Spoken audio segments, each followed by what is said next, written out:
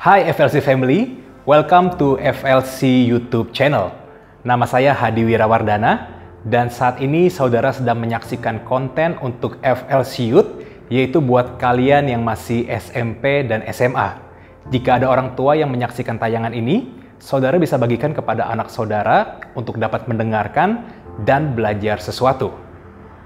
Seperti yang kita ketahui dan rasakan saat ini, melalui kondisi yang sedang terjadi di daerah Jakarta dan sekitarnya, menyebabkan kita tidak bisa beribadah atau bertemu secara langsung.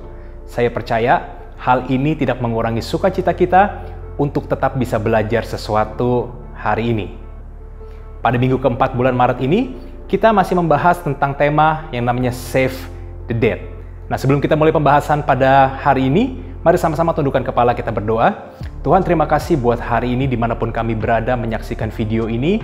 Kami minta juga Tuhan tetap hadir dalam segala sesuatu di setiap kehidupan kami, sehingga dimanapun kami berada saat ini, kami buka hati kami dan pikiran kami untuk kami bisa menerima sesuatu yang baik yang Tuhan berikan dalam setiap kehidupan kami. Kami siap belajar pada hari ini dan hanya dalam nama Tuhan Yesus Kristus kami berdoa dan kami mengucap syukur. Amin. Nah, oleh karena itu, saya teringat dengan sebuah cerita dari salah satu youth member waktu melihat salah seorang temannya mulai pacaran. Dan kalau saya juga coba flashback ke zaman saya waktu sekolah dulu, kadang ada benarnya juga. Yaitu terkadang orang yang lagi pacaran suka kehilangan akal sehatnya. Kenapa begitu? Karena tiap hari yang dia pikirkan dan omongkan adalah tentang pacarnya terus-menerus. Ada yang bercerita, sejak aku ketemu dengan dia, hidupku beda banget deh. Dan itu seperti malaikat dari Tuhan yang penolong aku.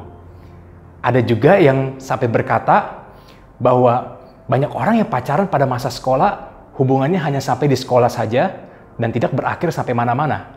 Tetapi akan selalu bersama dengan dia sampai dengan selamanya. Dan itu salah satu perkataan yang diucapkan oleh salah seorang member youth kami. Dan sekali lagi bahwa terkadang yang paling seru adalah waktu bukan hanya sekedar bicara tentang pacaran, tetapi adalah saat terjadinya sebuah konflik dalam hubungan tersebut, atau saat mereka sedang pacaran, di sekolah nilai mereka jadi drop, yang akhirnya apa? Dipanggil oleh kepala sekolah.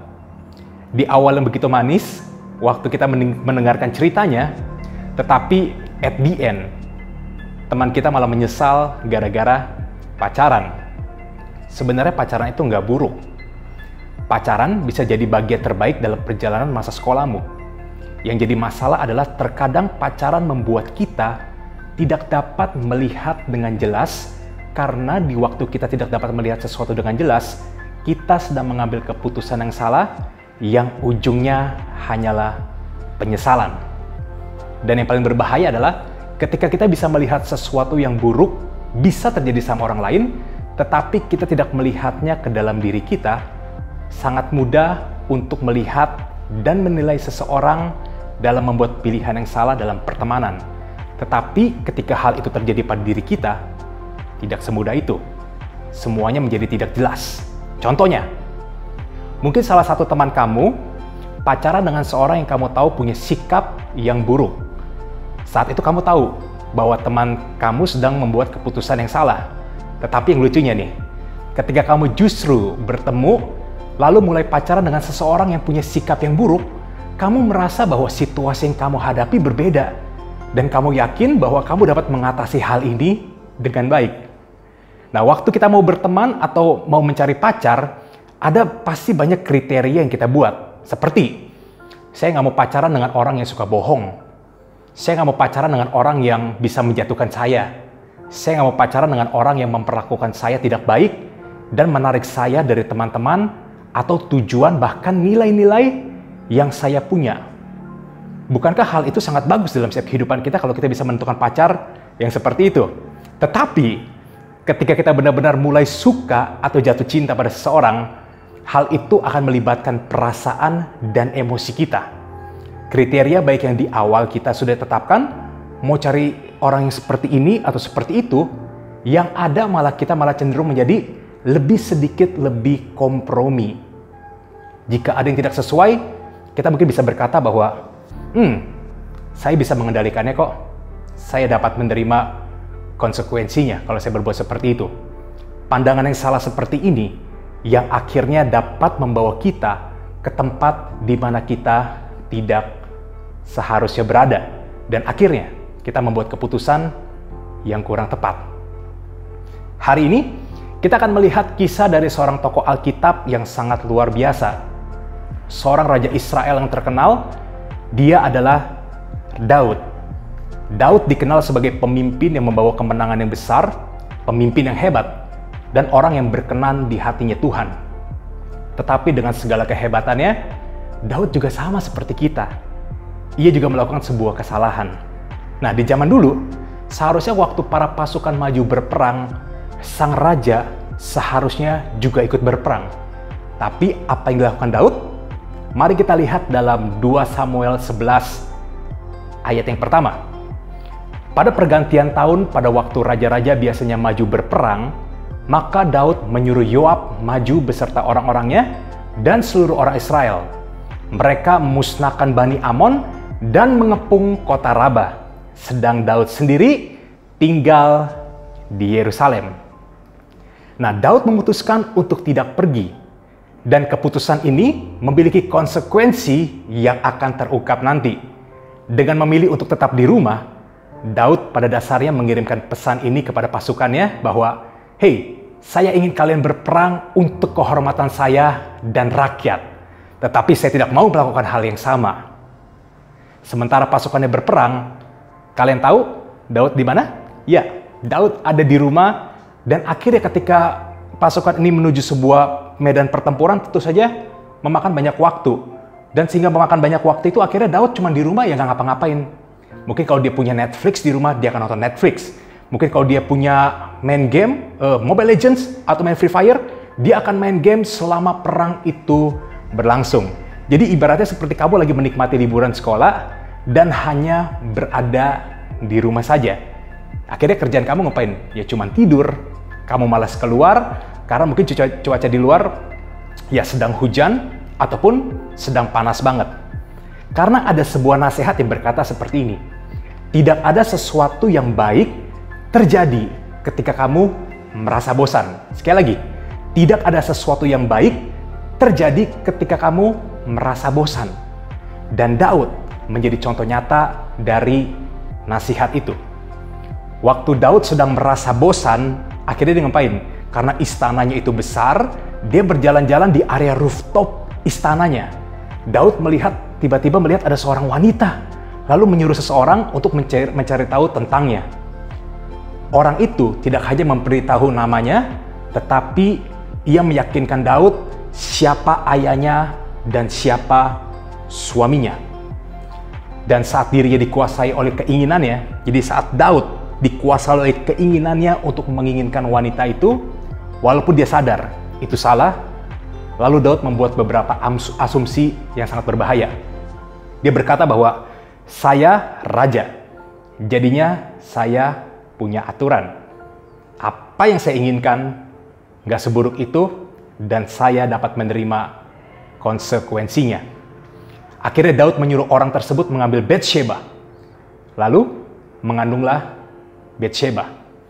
Waktu Daud tahu Batsheba mengandung, dia mencari cara bagaimana hal ini tidak diketahui suaminya.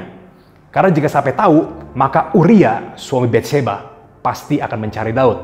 Oleh karena itu dengan berbagai cara Daud berusaha agar Uria untuk kembali ke istrinya. Mulai dari ketika baru datang perang, Daud menyuruh bahwa Uria pulang aja, ketemu dengan istrimu, tetapi Uria menolak. Lalu Daud mencoba lagi dengan membuat pesta yang mencoba membuat Uria sampai mabuk sekalipun, Uria tetap tidak mau pulang. Dan akhirnya Daud membuat sebuah perencanaan yang sangat berbahaya. Seperti kalian juga tahu, akhirnya Daud menempatkan Uria di daerah yang paling berbahaya dan menempatkan Uria di posisi paling depan. Yang akhirnya kita tahu bahwa Uria mati terbunuh. Apa yang Daud lakukan adalah keputusan yang sangat buruk. It is a terrible decision. Terkadang kita seperti Daud yang memang tidak sampai membunuh, tetapi kita membuat keputusan yang bodoh dan terjebak dalam situasi yang belum pernah kita pikirkan sebelumnya. Our poor choices would lead to poor outcomes. Pilihan-pilihan buruk kita akan membawa kita kepada hasil yang buruk. Terkadang kita berpikir bahwa kalau kita berada dalam situasi seperti itu, kita pasti bisa kehilangan perspektif kita. Kita berkata, nggak mungkin saya melakukan hal seperti itu. Tetapi kenyataannya, waktu kita berani bilang kita nggak akan seperti itu, sebenarnya kita sedang dalam kondisi sebuah penolakan. Kita sedang membodohi diri kita sendiri. Jika kita tidak hati-hati, maka kita menemukan posisi kita seperti Daud. Terjebak, dikelilingi oleh hasil dari keputusan yang buruk yang kita pikir kita dapat hindari. Ada satu statement yang saya suka berkata seperti ini. Defining life with no will not help you find a good life. It might keep you from something bad, but it will definitely keep you from something great. Think about positive definitions of your life. Yang artinya adalah waktu kita coba menjelaskan kehidupan kita dengan kita berkata bahwa aku nggak mungkin seperti itu. Ya, itu mungkin bisa membawa kamu menghindar dari sesuatu yang buruk. Tetapi ingat, waktu kamu selalu mendefinisikan diri kamu dengan sesuatu yang berkata tidak, sebenarnya itu juga mempunyai arti bahwa kamu sedang menjauhi diri kamu dari terhadap sesuatu yang baik juga. Oleh karena itu, belajarlah untuk berpikir mengenai sebuah definisi positif tentang setiap kehidupan kalian hari ini. Apa yang ingin kalian lakukan dalam setiap kehidupan kalian, nyatakan itu dengan sesuatu yang positif dalam setiap kehidupan kita. Waktu kita melihat cerita ini, akan sangat mudah untuk kita melihat apa yang dilakukan Daud itu totally wrong, salah. Tetapi pertanyaannya adalah, mengapa? Mengapa ia tetap melakukan keputusan yang salah kalau dia tahu sesuatu yang dilakukan itu salah? Karena gini, karena setiap keputusan yang ia buat hanya datang dari pandangannya sendiri. Karena ia membiarkan dirinya menjadi satu-satunya orang yang memutuskan apa yang ia ingin lakukan. Ia punya kemampuan, bahkan bukan hanya sekedar kemampuan, tetapi segala kemampuan yang dia punya itu digunakan untuk mengesampingkan hal-hal buruk yang akan terjadi. Ketika kita tidak peduli terhadap sesuatu yang benar dalam kehidupan kita, maka kita dapat membenarkan segala sesuatu walaupun itu hal yang salah. Kita seolah-olah meyakinkan diri kita bahwa segala sesuatu akan baik-baik aja kok, padahal yang sebenarnya tidak seperti itu. Makanya, kecenderungan untuk membenarkan keadaan yang salah dan mengizinkan pilihan yang tidak bijak tidak membuat kamu menjadi orang yang buruk, tetapi menjadikanmu orang yang normal. Kenapa orang yang normal? Karena hati-hati, waktu kita sering membuat keputusan yang salah dalam setiap kehidupan kita, kalau kita sudah dalam sampai keadaan itu posisi normal buat kita, itu akan menjadi sesuatu hal yang sangat membahayakan setiap kehidupan kita. Karena kita sering tergoda untuk menjauh dari kebenaran ketika sesuatu mengancam seseorang atau sesuatu yang kita sukai. Oleh karena itu, hari ini saya mau bawa kalian catat bahwa kita belajar tentang sesuatu yang penting, yaitu kamu harus jujur terhadap dirimu sendiri. Sekali lagi, kamu harus jujur dengan diri kamu sendiri. Kalau nanti teman-teman bisa baca juga di dalam kitab 2 Samuel 12, kalian baca keseluruhan ayat ini di mana Tuhan mengutus Nathan untuk memperingatkan Daud sehingga Daud menyesal. Nah, karena itu hari ini kita berbicara bahwa bagaimana aplikasinya dalam setiap kehidupan kita.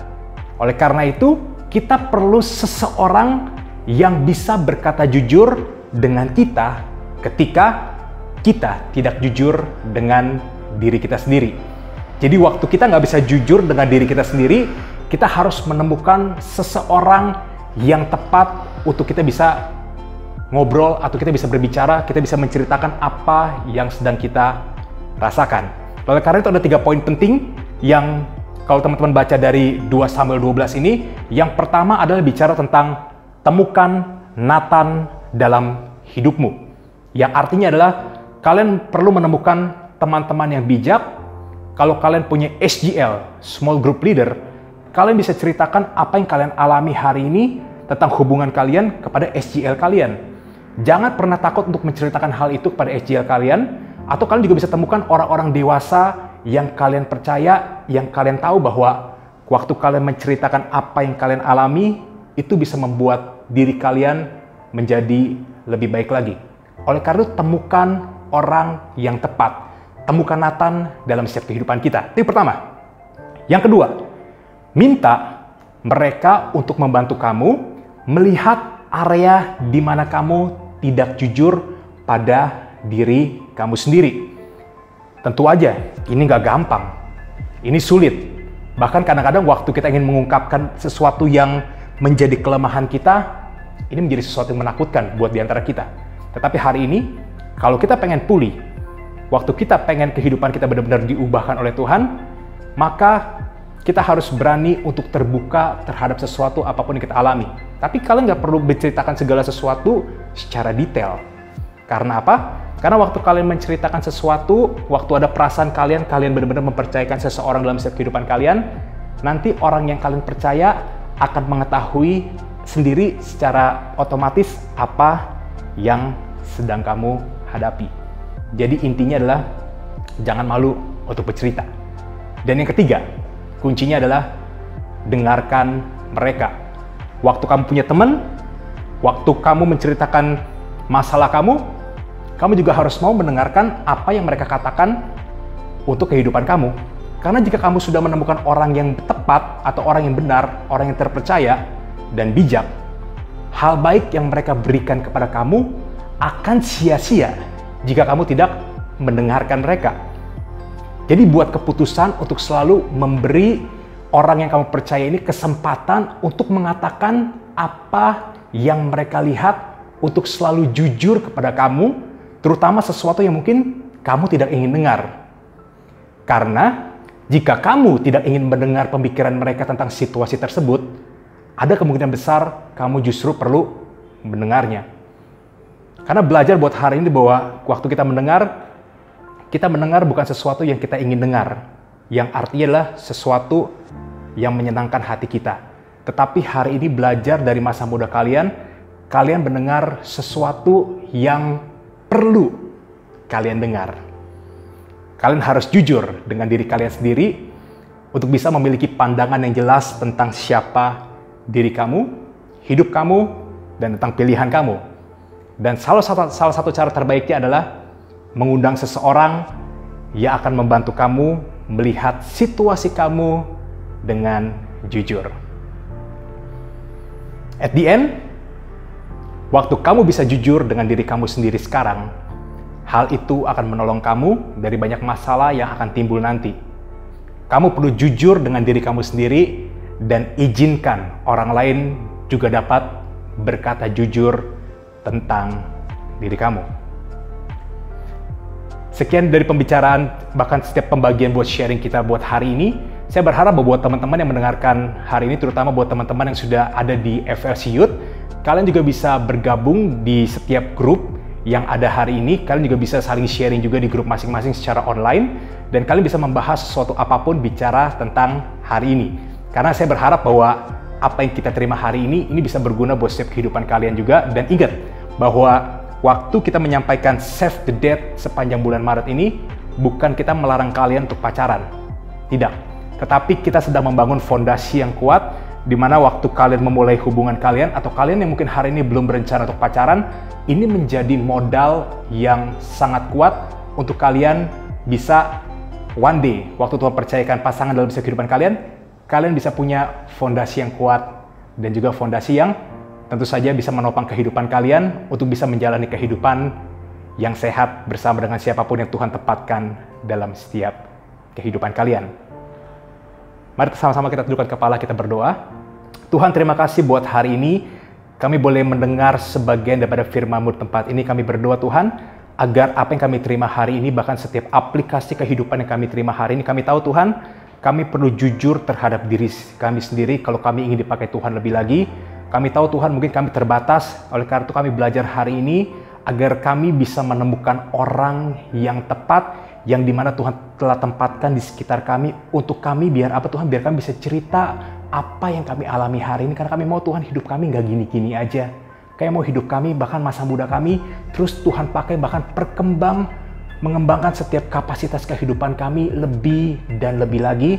Dan tentu saja Tuhan bukan hanya kami bercerita kepada orang yang kami percaya tentang masalah kami, tetapi kami juga Tuhan mau hari ini bahwa kami mau mendengarkan setiap nasihat apapun yang orang yang kami percaya berikan dalam hidup kami, karena kami percaya Tuhan pakai orang-orang di sekitar kami ini untuk bisa membentuk kehidupan kami menjadi anak-anak muda yang dinamis, maksimal, dan kehidupan kami terus jadi pengaruh yang luar biasa buat setiap kehidupan kami. Terima kasih buat hari ini Tuhan, apa yang kami dengar kiranya Tuhan bertahta dan Tuhan menutup bungkus setiap benih ini agar kehidupan kami terus bisa semakin Tuhan pakai secara luar biasa. Kami mungkin yang hari ini sedang berada di rumah sekalipun, tetap jaga kesehatan kami semua Tuhan, tetap jaga kesehatan keluarga kami, orang tua kami, sehingga apapun yang kami kerjakan di tengah-tengah mungkin kami sedang berada di rumah, kami ingin tetap bersuka cita bahkan merasakan hadirat Tuhan dalam setiap kehidupan kami. Tuhan berkati hari ini, bahkan sepanjang hidup kami, sepanjang hari ini Tuhan sertai kami semuanya,